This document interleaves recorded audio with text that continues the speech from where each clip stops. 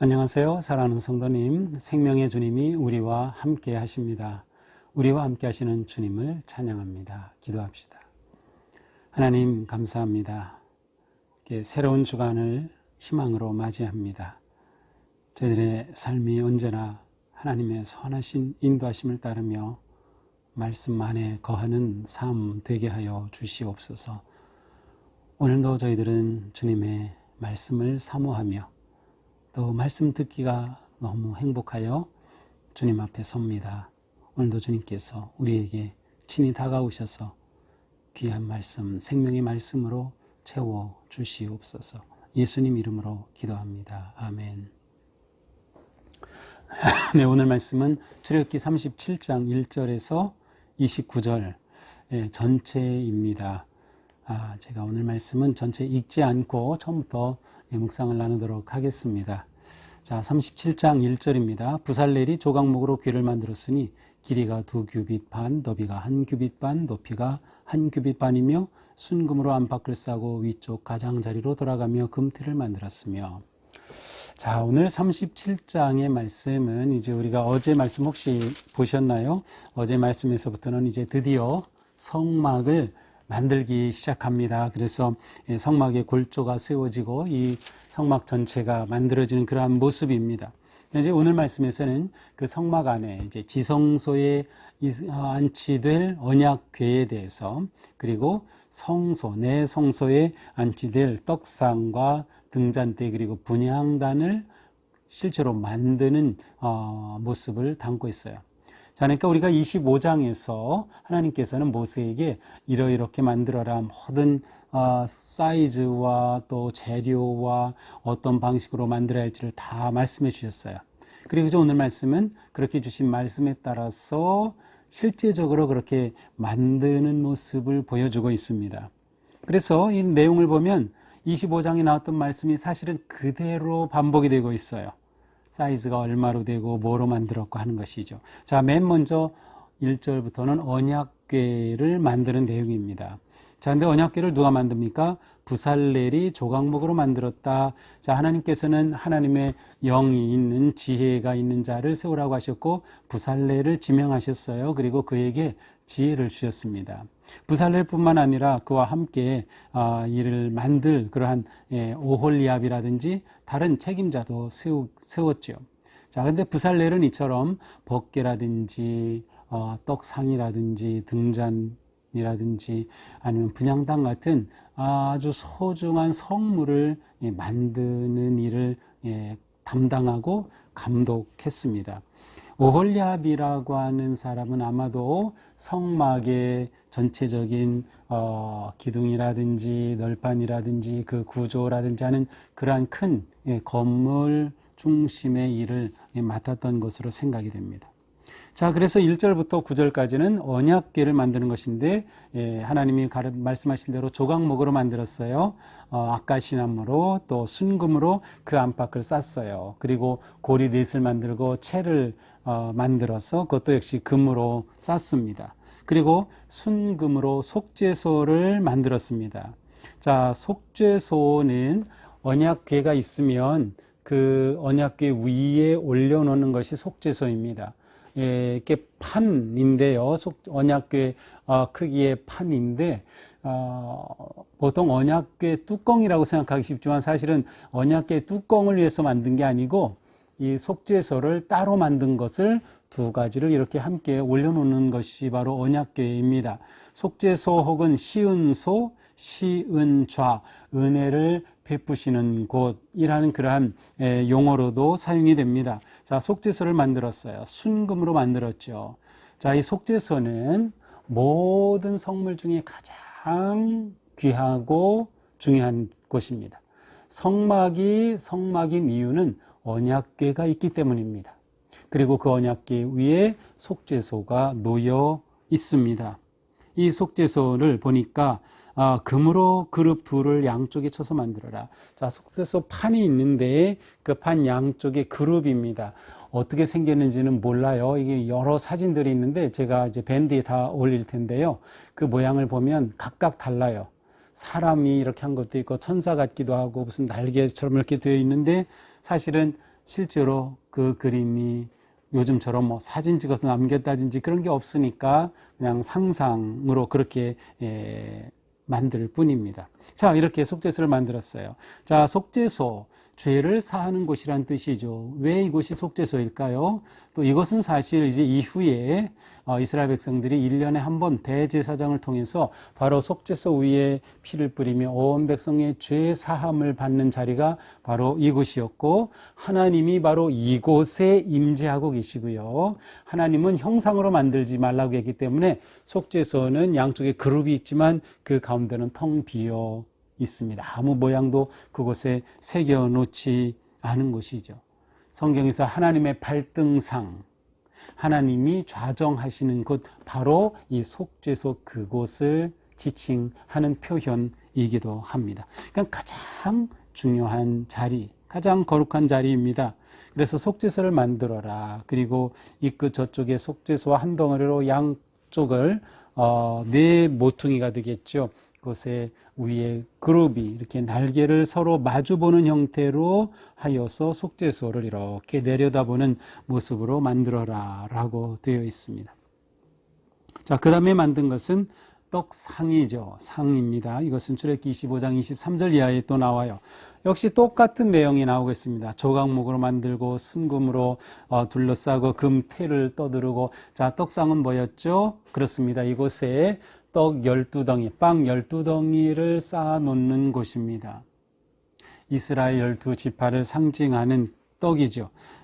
혹시 레헴파님이라고 해서 하나님의 얼굴에 빵이라고 제가 설명한 적이 있죠. 마치 하나님의 얼굴을 뵙는 것 같다. 바로 그 떡상을 이렇게 그대로 하나님이 주신 그 식양 그대로 만들고 있습니다. 실제로 이제 이스라엘 백성들은 바로 이 제사장을 통해서 안식일이 되면 이 떡을 새로운 떡으로 갈아 놓습니다.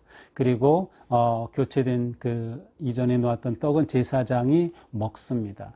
자, 일주일 동안 안식일마다 가르게 일주일 동안 두어야 하는데 그 더운 날씨인 그곳에서 일주일 동안 이것이 상하지 않았다는 뜻이에요. 어떻게 상하지 않았는지 모르지만 아마 그 당시에 만든 그러한 특별한 어떤 그 제조 방법이 있지 않았을까 생각해 보게 됩니다. 이 떡상은 곧 언약의 식탁이었어요. 그래서 하나님과 언약의 식사가 계속되는 그러한 의미도 담고 있죠. 자, 세 번째로 17절부터는 등잔대입니다. 그가 또 순금으로 등잔대를 만들되 그것을 쳐서 만들었으니, 자, 등잔대 만드는 것은 꽃받침이 있고 각각 어떤 모양으로 살구꽃이라고 되어 있는데 실은 이것이 아몬드라고 말씀드린 적이 있고요. 바로 그 꽃 모양으로 이렇게 만들라고 되어 있어요. 사실 이것도 정확히 어떻게 만들어지는지는 알 수 없는데 이 등잔대만큼은 역사적으로 어떤 모양이 있는지 알 수 있는 길이 있어요. 바로 로마의 티투스 장군이 70년에 예루살렘을 완전히 점령하죠. 그리고 예루살렘 성전을 다 파괴합니다. 그리고 한쪽 남겨놓은 그 벽을 남겨놓은 것이 바로 지금의 통곡의 벽이죠. 그런데 이렇게 예루살렘을 정복한 티투스가 개선 장군의 모습으로 들어가는 그러한 모습이 티투스의 그 큰 그 문이 있어요. 거기에 부조로 이렇게 돌을 파서 새겨놨는데 그 중에 한 그림이 바로 이 등잔을, 성전에 있던 등잔을 메고 나오는 모습이 거기에 생겨져 있습니다. 그래서 등잔이 저렇게 생겼고 크기가 저랬었겠다라고 하는 것을 짐작할 수 있는 그러한 내용이 부분이 있어요. 이 등잔 말고 이제 오늘 나오는 다른 어떤 것도 그냥 이 모양과 크기는 정확히 알 수 있지만 모양이 어땠는지는 정확하게는 사실 우리는 모르죠.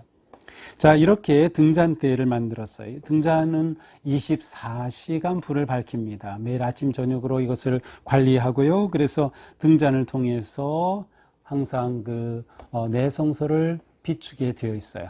등잔대와 떡상은 서로 마주보게 있고 지성소 쪽에는 그 다음에 바로 분향단이 놓여 있죠. 자, 분향단 제작은 25절부터 나옵니다. 그가 또 조각목으로 분향할 제단을 만들었으니 이것도 주신 말씀 그대로 그 사이즈가 나오고요. 어떤 모양으로 했는지 그 뿔을 순금으로 싸서 주위에 금태를 둘렸다. 그래서 이것도 네 모퉁이에 뿔이 있는 형태의 분향단임을 보여줍니다. 자, 이 분향단은 내성소에 있는 성물 중에 가장 귀한 것은 바로 이 분향단이라고 말할 수 있을 것 같습니다.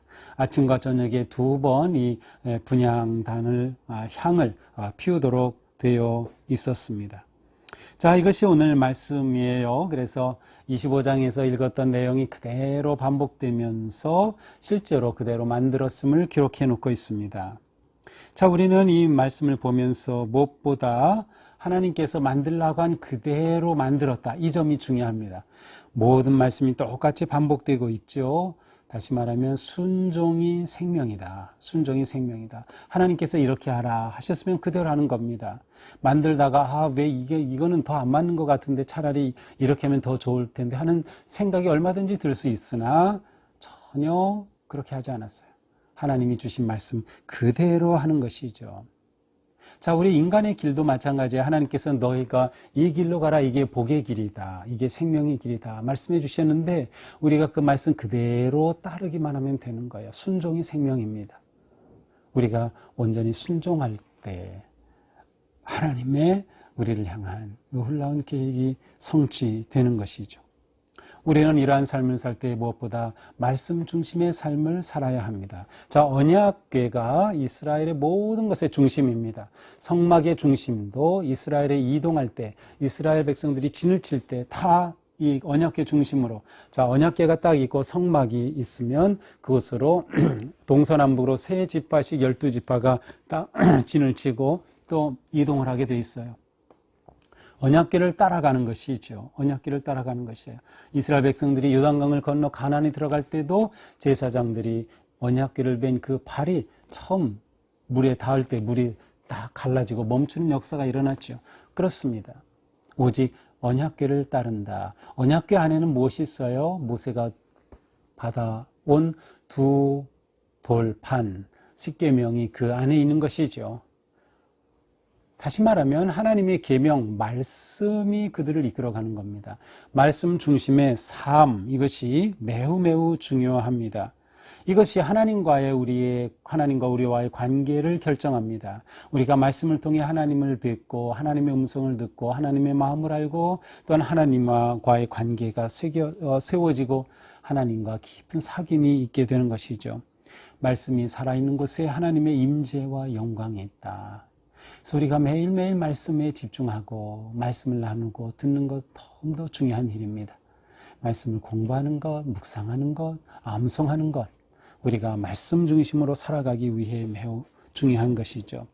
또한 우리는 하나님은 언제 어디서나 우리와 함께 하신다는 믿음과 확신이 있어야 합니다. 하나님은 언제나 우리와 함께 하신다. 자, 여기에 만드는 법궤, 상, 등잔대, 분향, 제단, 여기에 모두 뭐가 있어요? 고리가 있고 채가 있어요. 채는 뭡니까? 고리에 꿰어서 들기 위한 도구가 바로 채죠. 자, 항상 채는 꽂혀 있는 채로 놓여 있었습니다. 채를 어디에 두었다가 이동할 때 껴가지고 가자. 그게 아니고 항상 끼어 있어서. 그것은 무슨 말이에요? 하나님은 이스라엘 백성들이 이동하고 움직일 때마다 그곳에 함께 하심을 보여주시는 거예요. 하나님이 우리와 함께 하시고 우리 가운데 계신다는 것을. 그래서 구약의 하나님이 아주 중요한 모습은 이동하시는 분이에요. 하나님은 한 곳에 딱 고정돼 있어서 우상들처럼 한 곳에 딱 고정돼 있어서 그곳으로 와서 그곳에서 절하고 하는 것이 아니라 하나님은 이스라엘 백성들과 함께 하시는 놀라우신 하나님, 이동하시는 하나님, 움직이시는 하나님을 우리에게 보여줍니다. 그러므로 진정한 신앙생활은 어떠한 틀에 갇히지 않는 겁니다. 또 건물에 갇히지 않는 겁니다. 우리의 신앙은 자유함 속에 이렇게 우리와 언제나 함께 하시는 하나님과 함께 삶의 그 자리에서 하나님으로 의지하고 하나님의 기쁨이 되고 하나님의 영광을 드러내는 복된 삶이 곧 우리의 삶입니다. 우리는 예수 그리스도의 은혜로 이 놀라운 삶을 얻게 된 거죠. 속죄소가 우리에게는 곧 예수 그리스도이십니다. 예수 그리스도로 말미암아 우리가 구원함을 얻어서 말씀 중심의 삶을 살아갈 때 하나님은 우리와 함께 하신다.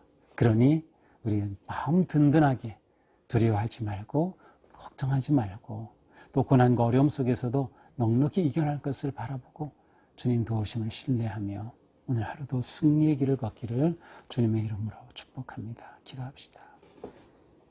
하나님 감사합니다. 오늘 말씀을 통해서 또한 저희들에게 하나님의 놀라우신 은혜를 보여주시니 감사합니다.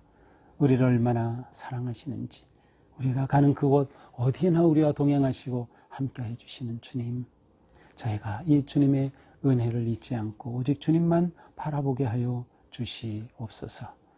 하나님의 말씀 중심의 삶으로 언제나 우리 마음 중심에 하나님의 언약의 궤가 머무는 삶 되게 하여 주시옵소서. 늘 주님의 인도하신 속에 거룩하고 복된 믿음의 길 승리하도록 함께하여 주옵소서. 예수님 이름으로 기도합니다. 아멘. 오늘 하루 또 한 주간도 믿음으로 기쁨의 승리의 길을 걷는 우리 모두가 되기를 축복합니다. 사랑합니다.